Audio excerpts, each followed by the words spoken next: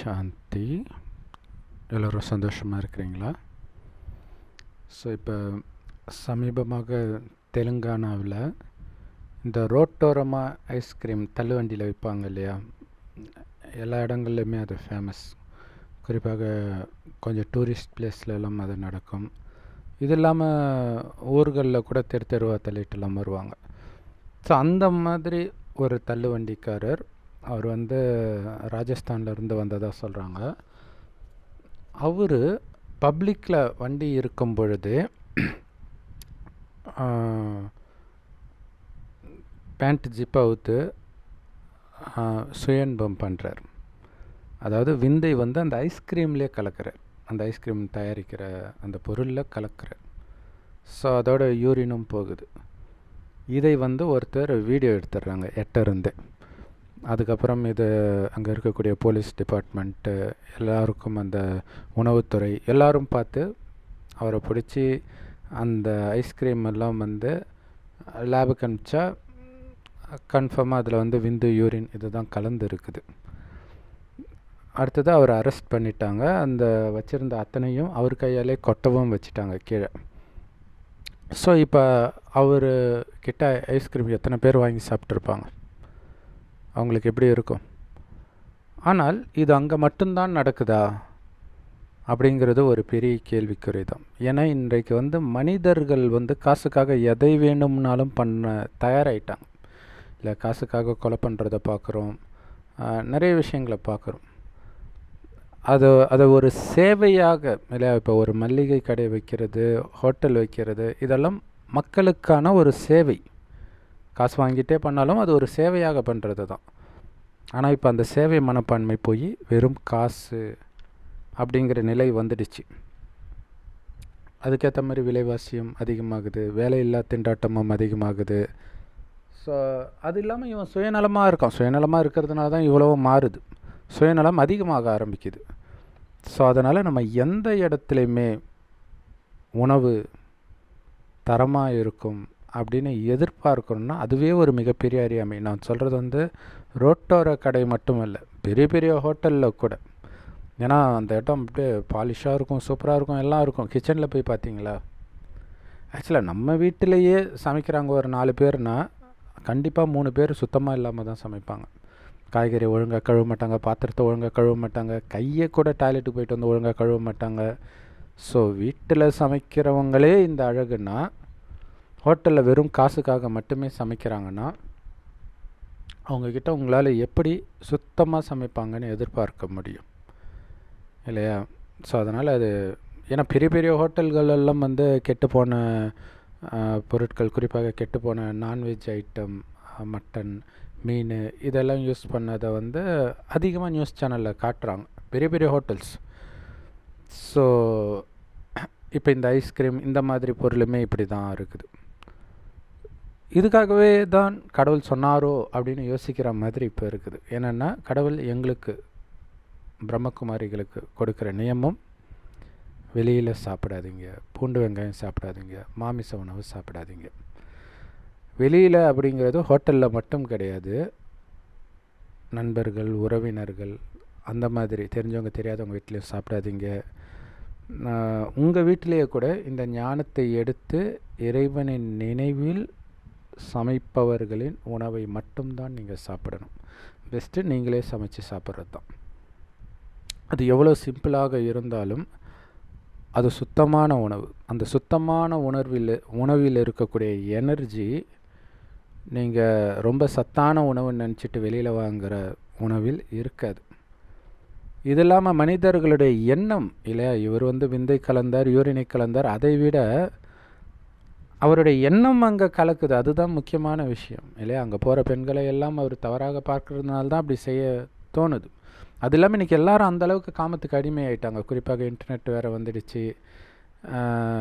So அப்போ night ஃபுல்லாக ஆபாச படத்தை பார்த்துட்டு இருக்கிறான்னா பகல நிஜத்தில் பெண்ணை பார்த்தாலும் அவனுக்கு வேறு என்ன உணர்வு வரும்?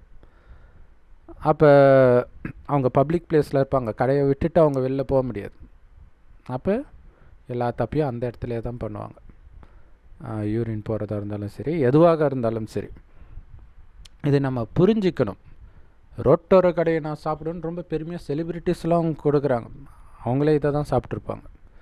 ஸோ அதை பார்த்துட்டு அது அது ஒரு பெரிய பணிவின் இலக்கணம் அப்படின்னு புரிஞ்சுக்கிட்டு நீங்கள் போய் சாப்பிட்டீங்கன்னா உங்கள் உடம்பு மட்டும் இல்லை, மனதும் கெடும். ஏன்னா அன்னம் போல் எண்ணம் அப்படின்வாங்க. ஸோ அதுக்கு ஒரு கதை கூட சொல்லுவாங்க. ஒரு முனிவர் ஒருத்தவங்க கூப்பிட்ருக்குறாங்க சாப்பிட்றதுக்கு. போய் சாப்பிட்றாரு. சாப்பிட்ட உடனே அந்த வெள்ளி டம்ளர் வச்சுருக்குறாங்க. அந்த டம்ளர் அவர் ஒழிச்சு வச்சுட்டு வந்துட்டார். அப்புறம் அவருக்கே தோணுது, என்னடா நம்ம போய் இப்படி பண்ணுறோம். அதுக்கப்புறம் அடுத்த நாள் அந்த வீட்டில் போய் யார் நேற்று சமைச்சா அப்படின்னு கேட்டிருக்குறாங்க. ஸோ அப்போ வேலைக்காரி சமைச்சா அப்படின்றாங்க. ஸோ வேலைக்காரிக்கு வந்து இந்த மாதிரி பொருளை எடுக்கிற பழக்கம் இருக்குது. ஸோ அது இவருக்கு வந்துட்டதாக சொல்கிறாங்க. உணவு வந்து குறிப்பாக இந்த மாதிரி பிரம்மகுமாரியாக இருந்து நீங்கள் தூய்மையான உணவு, உங்கள் கையால் சமைத்த உணவு அல்லது இறைவனின் ஞானத்தை எடுத்து இறைவனுடைய நினைவிலே இருந்து சமைப்பவர்கள் உணவை மட்டும் சாப்பிட்டு தவிர்க்க முடியாத காரணத்தினால் வெளியில் சாப்பிட்ட அடுத்த செகண்டே உங்களுடைய மனம் சலனம் அடைகிறத உங்களால் உணர முடியும். ஸோ கொஞ்சம் சலனம் அடைஞ்சிட்டாலே நம்ம அலட்சியமாக விட்டுட்டோம்னா அது எந்த லெவலுக்கு வேணாலும் இட்டுட்டு போயிடும், பழைய மாதிரி அழிச்சிட்டு போயிடும். ஸோ அதனால் உணவில் ரொம்ப கவனம் கொடுங்க அப்படின்னு கடவுள் சொல்கிறார். இன்றைக்கி வந்து நிறைய நான்வெஜ் சாப்பிட்டு இறக்குறது, அந்த ஷவர்மா சாப்பிட்டு இறக்கிறத பார்க்குறோம். சில வகை மீன்களை சாப்பிட்டு இறக்கிறத பார்க்குறோம். அப்படியே ஃபுல் பேரலைசிஸ் ஆகிறத பார்க்குறோம் இல்லையா. சத்துன்னு மனிதர்களை பிரெயின் வாஷ் பண்ணி தான் அதை சாப்பிட வச்சாங்க. இன்றைக்கி அவனுடைய உயிரே போகுது. ஆனாலும் அதை விடுறாங்களா அப்படின்னா யாருமே விடுறது கிடையாது. ஏன்னா அந்தளவுக்கு அவங்க அடிமையாயிட்டாங்க. ஒன்ஸ் அடிமையானதுக்கப்புறம் அதை விடவே முடியாதுன்னு கிடையாது. ஆனால் அது ஒரு பெரிய போராட்டம் மனதுனால். அவனுடைய மனம் முதல்ல நம்பணும் இது தப்புன்னு. ஸோ அது ஆன்மீகத்தில் வள்ளலார் பாதை அல்லது இந்த ஞானம் இந்த மாதிரி விஷயங்களில் வந்து நம்ப ஆரம்பிப்பாங்க, முயற்சி பண்ணுவாங்க. பட் இருந்தாலும் அவங்க அதுக்கு முன்னாடி எந்த அளவுக்கு சாப்பிட்ருக்குறாங்கன்றதை பொறுத்து இருக்குது. பெரும்பாலும் வள்ளலார் இதில் இருக்கிறவங்க வந்து பெருசாக அதை சுவைச்சு சாப்பிடாதவங்களாக இருப்பாங்க அதுக்கு முன்னாடியே கூட. ஆனால் இந்த ஞானத்தை எடுத்தவர்கள் அதிலேயே மூழ்கி இருப்பவர்களாக இருப்பாங்க. ஸோ அப்போ என்ன ஆகும்னா, பேசுகிறது கடவுள் அப்படின்னு தெரிந்த பிறகு கரிமீன் என்ன காமத்தையே தூக்கி கடைசிரும். ஆனாலும் அந்த மனதில் அந்த போராட்டம் இருந்துக்கிட்டே இருக்கும். கரிமீனை விடணுன்னாலும் சரி, ஐஸ்கிரீம் விடணும்னு சொன்னாலும் சரி, காமத்தை விடணும்னு சொன்னாலும் சரி, எல்லாமே. ஆனால் கடவுள் சொல்கிறார், இது எல்லாமே உங்களுக்கு இடையில் வந்த பழக்கம். 5000 வருடத்திற்கு முன்பு இந்த பூமியை சொர்க்கமாக கடவுள் படைத்த பொழுது, அங்கே நாம் தெய்வீக குணம் நிரம்பிய தேவதைகளாக இருந்த பொழுது, இப்போ நீங்கள் எதுக்கெல்லாம் அடிமையாக இருக்கிறீங்களோ, இந்த மாதிரி நான்வெஜ் சாப்பிட்றது, காமம், இந்த மாதிரி எந்த விஷயத்துக்கும் நீங்கள் அங்கே அடிமையாக இருக்க மாட்டீங்க. ஏன்னா இது வந்து ஜென்ரலாக நீங்கள் நல்லா சாப்பிட்டு போகிறீங்கன்னு வச்சுக்கோங்களேன், எதை பார்த்தாலும் உங்களுக்கு சாப்பிட்ணுன்னு தோணாது. ஆனால் நீங்கள் வெறும் வயிற்றோடு போகிறீங்கன்னு வச்சுக்கோங்களேன், ரோட்டில் போகும்போது, அப்போ தான் உங்களுக்கு இந்த மாதிரி பொருளை பார்க்கும்போது சாப்பிட்ணுன்னு தோணும். அதே மாதிரி ஆனால் இது வந்து இதில் மனமும் முக்கிய பங்கு வகிக்குது. அந்த மனம் எப்போவுமே திருப்தியாக இருந்துச்சு அப்படின்னா அப்போவும் வெளி உலக விஷயத்தில் மனம் போகாது. ஸோ அப்படி மனம் எப்போவுமே திருப்தியாக இருக்கும் சொர்க்கத்தில். அது எப்படி சாத்தியம் அப்படின்னா, அவங்களுடைய கவனம் நிரந்தரமாக ஆத்மாவில் இருக்கும், உடலில் இருக்காது. இது அழியக்கூடிய உடம்பு தற்காலிகமாக நமக்கு கிடைத்த ஒரு ஆடை தான், ஆத்மாவுக்கான ஆடை. ஆத்மா பூர்வமத்தில் நட்சத்திரம் மாதிரி ஜொலிக்குது, அதனால தான் அங்கே போட்டு வைக்கிறோம். அந்த ஆத்மா தான் கண்கள் மூலமாக பார்க்குது, வாய் வழியாக பேசுது, காது வழியாக கேட்குது, இந்த உடலை பயன்படுத்தி அனைத்து காரியத்தையும் செய்யுது அப்படிங்கிற உணர்வு இயல்பாகவே சொர்க்கத்தில் இருக்கும். ஒருவரை ஒருவர் ஆத்மாவாகத்தான் பார்ப்பார்கள். ஸோ அப்போ என்னென்னா, ஆத்மா தனக்குத்தானே ஆனந்தமாக இருக்கும். ஆத்மாவுடைய உண்மையான குணமே ஆனந்தமும் அமைதியும் தான். அப்போ ஆனந்தமாக திருப்தியாக இருக்கிற ஆத்மாவுக்கு வீண் எண்ணங்கள், எதிர்மறை எண்ணங்கள், பலகீனமான விகார எண்ணங்கள், இந்த காமம் போன்ற எண்ணங்கள் வராது. அதனால தான் முதல் 2500 வருடம் காமம், கோபம், பற்று, பேராசை, அகங்காரம்னா என்னன்னே தெரியாமல் இருப்போம். அது சொர்க்கம் தான். அழகான மனிதர்கள் இருப்பாங்க, எல்லாம் இருப்பாங்க. ஆனால் எல்லாத்துக்கும் மேலே அவன் ஆத்ம உணர்வில் இருப்பான். அதனால் எதிலும் அவங்க மயங்காமல் இருந்தாங்க. அதனால தான் சொர்க்கம் சொர்க்கமாகவே முதல் 2500 வருடத்துக்கு இருந்தது. அடுத்த 2500 வருடத்தில் தான் கொஞ்சம் கொஞ்சமாக ஆத்மான்றதை மறக்கிறான். அப்போ ஆத்மாவிலிருந்து வந்த ஆனந்தம் கட்டாகுது, வெளி உலக விஷயத்தில் மயங்குறான், புத்தி மயக்கம் அடையுது. அப்போ தான் நிறைய பாவம் செய்கிறான். ஸோ அப்போ காமத்திற்கு அடிமையாகிறான். இந்த மாமிச உணவு, இந்த மாதிரி விஷயங்கள் எல்லாம், தவறான உணவு பழக்கம், தவறான பார்வை, தவறான பேச்சு, எல்லாத்துக்கும் அடிமையாக ஆரம்பிக்கிறான். கொஞ்சம் கொஞ்சமாக, எடுத்த உடனே கிடையாது. இப்போ கலியுகத்தின் இறுதி, சுத்தமாக எல்லாத்துக்கும் அடிமையாயிட்டான். இப்போ இந்த மாதிரி நியூஸ் வந்ததுனால எல்லாம் அப்படியே ஐஸ்கிரீம் கடையெல்லாம் காலியாக இருக்கும்னு நினைக்கிறீங்களா? அப்படியே தான் இருக்கும் கூட்டம், இன்னும் அதிகமாக தான் போகும்.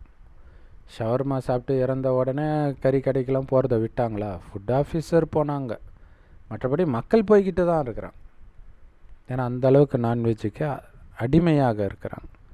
சாராயம் சாப்பிட்டு எத்தனையோ பேர் இறக்கிறத பார்க்குறோம், கேன்சர் வர்றதை பார்க்குறோம். கடையில் கூட்டம் கம்மியாக இருக்குது, ஏன்னா அடிமையாயிட்டாங்க. வெளியில் வர முடியல, ஆனால் வர முடியும். ஏன்னா ஆத்மாவில் கவனம் இல்லாததுனால தான் பலகீனமான எண்ணங்கள் வருது.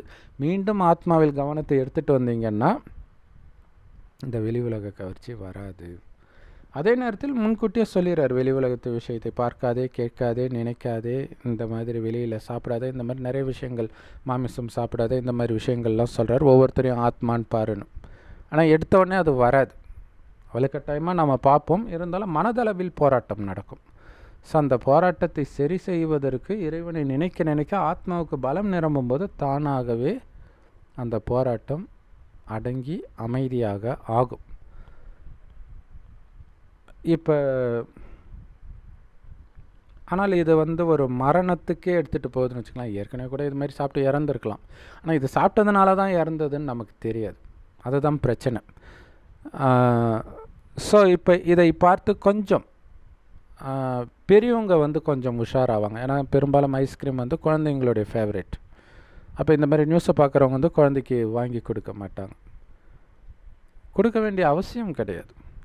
இன்றைக்கி ஃப்ரிட்ஜு இல்லாத வீடே கிடையாது. ஏசியே எல்லா வீட்டுக்கும் வந்துடுச்சு, ஃப்ரிட்ஜு கேட்கணுமா? அப்போ இந்த பாலை கொஞ்சம் சுண்ட காய்ச்சி ஃப்ரிட்ஜில் வச்சு சாப்பிட்டா அதுவே அவ்வளோ டேஸ்ட்டாக தான் இருக்கும் இல்லையா? ஐஸ்கிரீம் அது என்ன கலக்கிறாங்களோ தெரியாது, அது ஒரு டேஸ்ட்டு கொடுக்குறாங்க. ஆனால் அது நாக்கிலே நிற்காது, சாப்பிட்டோன்னே போயிடும். ஆனால் நீங்கள் இந்த மாதிரி பாலை சுண்டைக்காய வச்சு சர்க்கரை போட்டு நீங்கள் ஃப்ரிட்ஜில் வச்சிங்கன்னா அதுவுமே கட்டி ஆகும், ஐஸ் கட்டி மாதிரி. அது ஒரிஜினல் ஐஸ்கிரீம் டேஸ்ட் வராது, பட் அதை விட இது டேஸ்ட்டாகவே இருக்கும். பால்கோவா அது மாதிரி ஏதோ ஒரு டேஸ்ட் இருக்கும். ஆனால் நீங்களாக செஞ்சுருக்கிறீங்க, உங்களுக்கு தெரியும் இதில் எந்த விதமான தவறான விஷயமும் ஸ்தூலமாகவும் கலக்கலை, சூக்ஷ்மமாக எண்ணத்தின் அளவிலும் கலக்கலை. ஆனால் வெளியில் எப்படி செஞ்சாங்க, எவ்வளோ நாளைக்கு முன்னாடி ஐட்டம், இதுவே தெரியாது. நிறைய இந்த ஹோட்டல் ஓரத்தில் இருக்கக்கூடிய கடைகளில் இந்த பேக்கரி ஐட்டம்லாம் பார்த்திங்கன்னா கெட்டே போயிருக்கும், அந்த பூஞ்சையே இருக்கும், மக்கள் வாங்கி சாப்பிட்றாங்க. ஸோ எதுக்கு அது இல்லையா? அதுக்கு பதில் நீங்கள் வீட்டிலையே ஜூஸ் வெளியில் போய் குடிக்கிறாங்க. அதுக்கு ஃப்ரூட்ஸை வாங்கிட்டு வந்து நீங்கள் வீட்டில் ஜூஸ் போட்டுக்கலாமே, மிக்ஸி இல்லாத வீடு இருக்குதா இல்லையா? சட்னி செய்கிறதுக்கு ஆகிற நேரத்தை விட ஜூஸ் போடுறதுக்கு நேரம் கம்மியாக தானே இருக்கும். அதுவும் குழந்தைங்களுக்கு, பெரியவங்க இதாகவே சாப்பிடலாம். அந்த குழந்தைங்க பழம் சாப்பிட அடம் பிடிக்கிறாங்கன்னா ஜூஸாக கொடுத்துடலாம். ஏன்னா வெளியில் நீங்கள் ஜூஸ் வாங்குறது இங்கே நீங்கள் வாங்கி போடுறதை விட டபுள் மடங்கு ட்ரிபிள் மடங்கு ரேட்டு இருக்கும். அந்த பாத்திரம் ஒழுங்காக கழுவுனாங்களான்னு தெரியாது, அந்த மிக்சியே ஒழுங்காக கழுவ மாட்டாங்க, நிறைய பிரச்சனை இருக்குது. ஆனால் உங்கள் வீடுனா நீங்கள் ஒழுங்காக தானே வச்சுருப்பீங்க. ஸோ அந்த மாதிரி அப்படி ரெகுலராக சாப்பிட்ணும் அப்படின்னு அவசியம் கிடையாது இல்லையா? அப்பப்போ நம்ம ஃப்ரெஷ்ஷாக போட்டு சாப்பிட்டுக்கலாம்.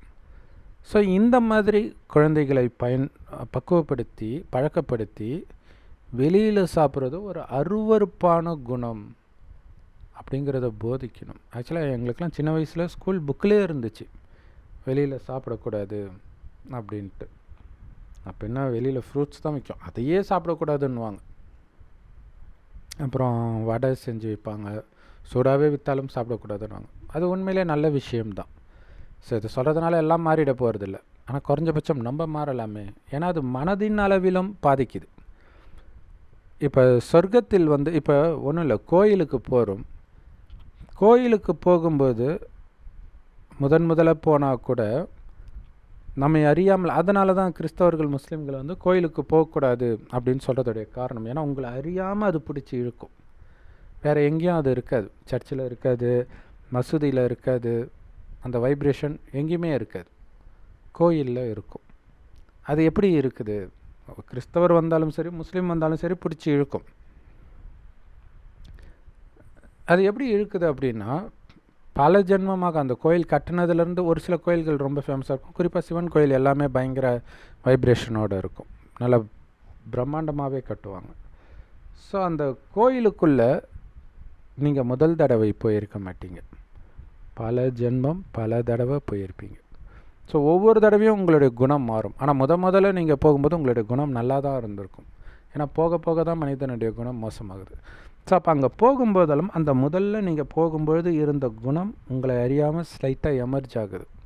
அப்போ நிரந்தரமாக ஆனந்தமாக செல்வந்தராகலாம் இருந்திருப்பீங்க. ஸோ இப்போ செல்வம் இல்லாட்டினாலும் அந்த செல்வம் இருக்கும்போது இருந்த ஆனந்தம், அந்த தெய்வீகம், அதோடைய சுவை உங்களால் ஸ்லைட்டாக சுவைக்க முடியுது. அதனால தான் கோயிலுக்கு போகிறீங்க, குறிப்பாக ஃபேமஸான கோயிலுக்கெல்லாம். அதே மாதிரி தான் சொர்க்கத்தில் யாரும் மாமிசம் சாப்பிட மாட்டாங்க, பூண்டு வெங்காயம் கூட சாப்பிட மாட்டாங்க. ஆக்சுவலாக பூண்டு வெங்காயம்லாம் சமீபமாக வெளிநாட்டிலிருந்து இந்தியாவுக்கு வந்தது தான். ஸோ சொர்க்கத்தில் அது கிடையாது. ஆனால் கடவுள் சொல்கிறார், அதனால் நம்ம விட்டுறோம், ஏன் எதுக்குன்னெலாம் கேட்குறதில்ல. ஆனால் விட்ட பிறகு தான் தெரியுது, ஜென்ரலாக குழந்தைங்க மேலே நாத்தம் அடிக்காது, அவங்க குளிக்காமலே இருந்தால் கூட துர்நாற்றம் வீசாது. ஆனால் இந்த பூண்டு வெங்காயம் மாமிசம் சாப்பிட்ற குழந்தை பக்கத்தில் வந்தாலே நாரும். அதை சாப்பிடாதவர்களுக்கு, இறைவனுடைய ஞானத்தின்படி பூண்டு வெங்காயம் மாமிசம்லாம் விட்டவர்களுக்கு குழந்தைய வந்தாலே பக்கத்தில் நாரும். அப்படின்னா பெரியவங்க வந்தால் எப்படி நாரும்னு யோசிச்சு பாருங்கள்.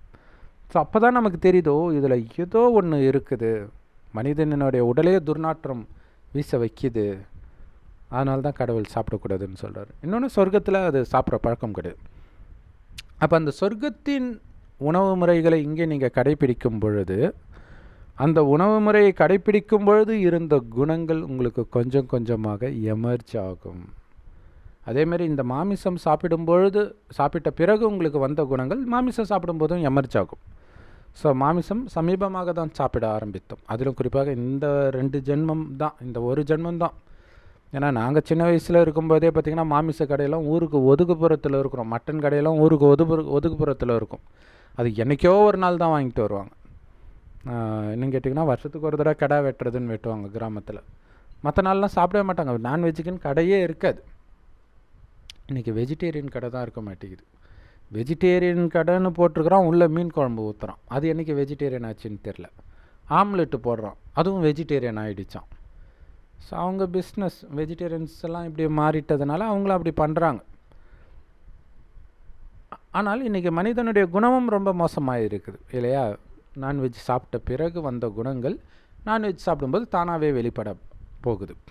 அப்போ நான்வெஜ் சாப்பிடாத பொழுது, ஆரம்பத்தில் நான்வெஜ் பூண்டு வெங்காயம்லாம் சாப்பிடாத பொழுது, அது இல்லாமல் நீங்கள் ஆத்மான்னு பார்க்கறது, பூர்வமத்தில் நட்சத்திரம் மாதிரி இருக்கிற ஆத்மா நான் பார்க்குறதும் ஆத்மாவைத்தான் பார்க்குறேன், அந்த ஆத்மா தான் கண் வழியாக பார்க்குது, வாய் வழியாக பேசுது. இந்த பயிற்சி சொர்க்கத்தில் இயல்பாக இருந்தது.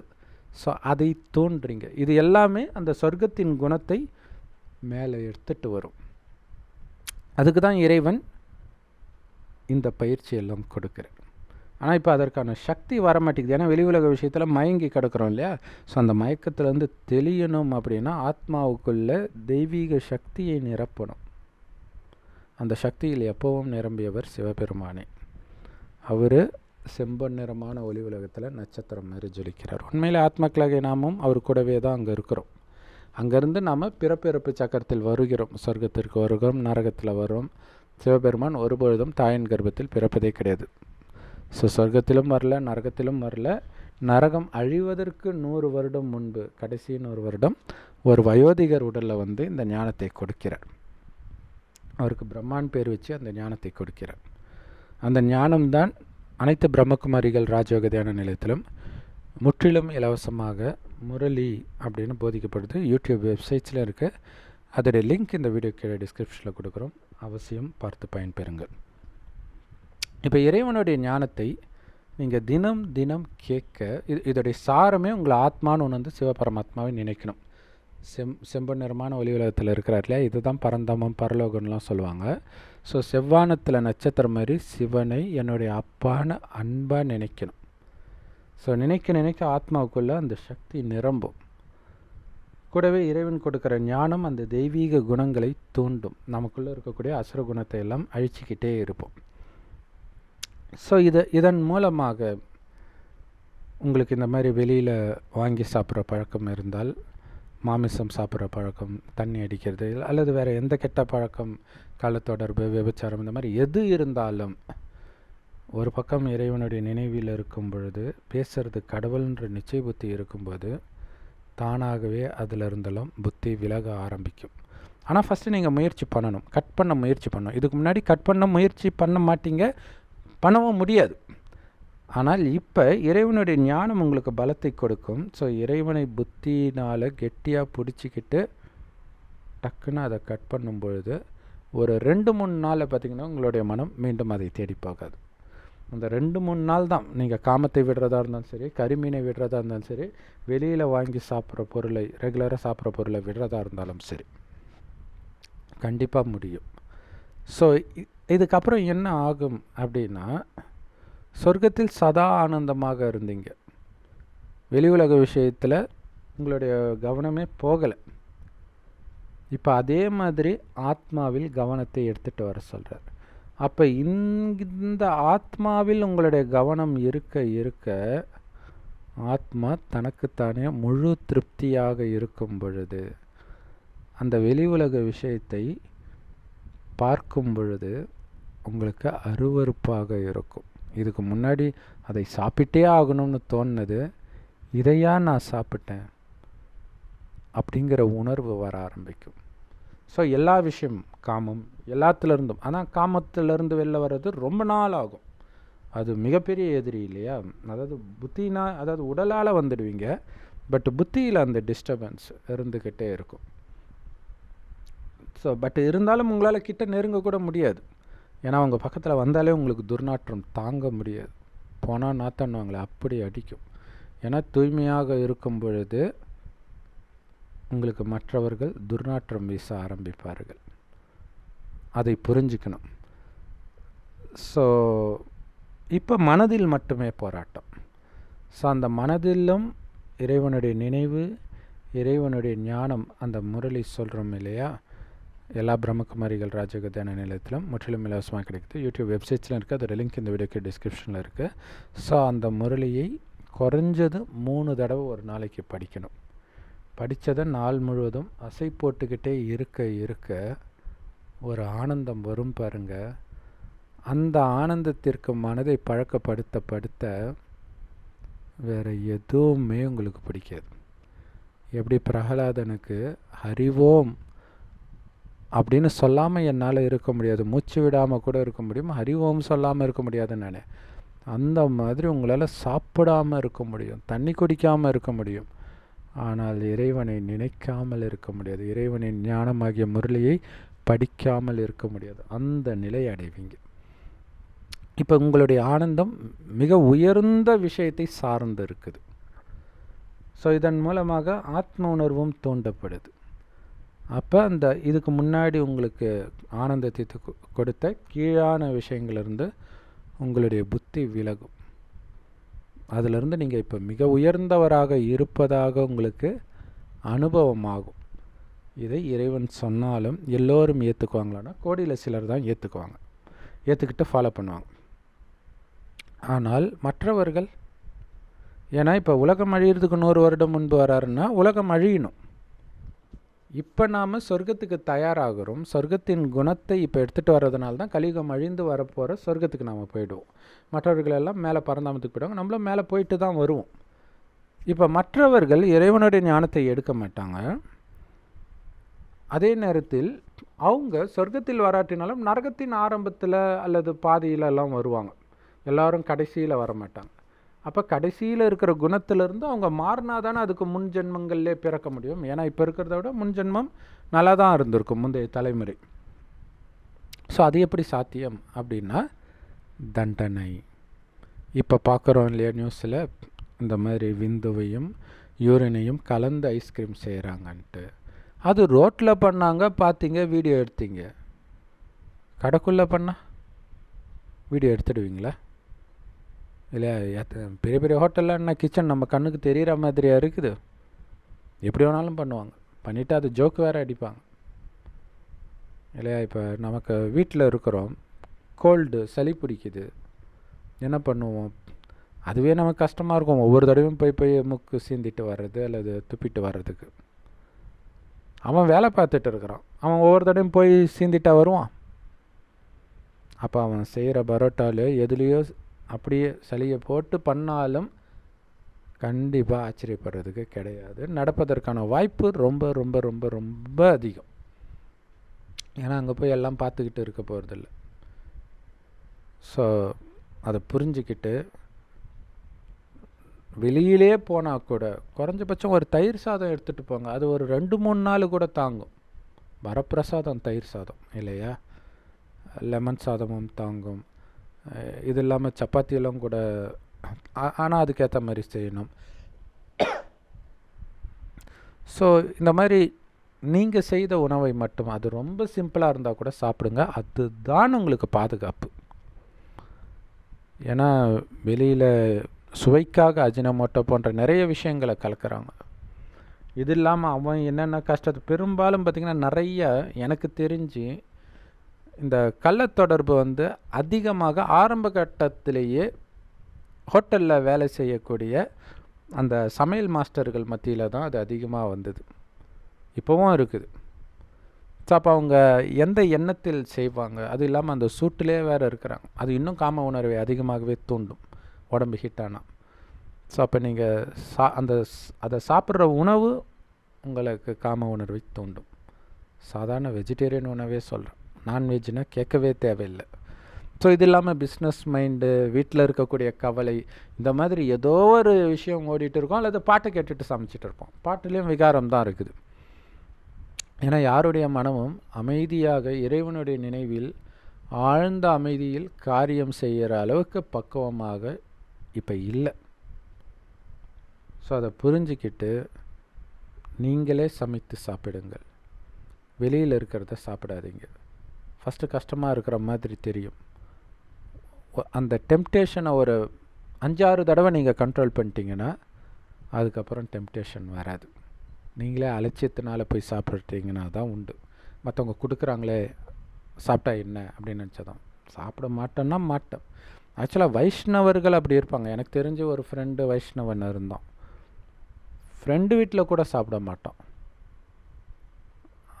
ஆனால் அவன் ஹோட்டலில் சாப்பிடுவான். அது ஒன்று. ஆக்சுவலாக அப்படியும் சாப்பிடக்கூடாது. அவன் அதை விட ஃப்ரெண்டு வீட்டில் சாப்பிட்றது டேஞ்சர் நினச்சானா என்னன்னு தெரில, அல்லது ஒரு ப்ரெஸ்டேஜ் இஷ்யூவாக நினச்சானா என்னன்னு தெரில. ஸோ ஆனால் ஹோட்டல்லையும் சாப்பிடக்கூடாது, எங்கேயுமே சாப்பிடக்கூடாது. ஸோ அப்படி இருக்கும்போது இன்னும் கேட்டிங்கன்னா இந்த செய்வினை வைக்கிறது, மாந்திரிகம், இது எல்லாமே உணவின் மூலமாக தான் கொடுப்பாங்க. எதுக்கு தெரியாத இடத்துல போய் சாப்பிடணும்? அடுத்தது உங்கள் வாழ்க்கையே வீணாக போகணும். யோசிச்சு பாருங்கள். அந்த நாக்கு ருசிக்கு அடிமையானது.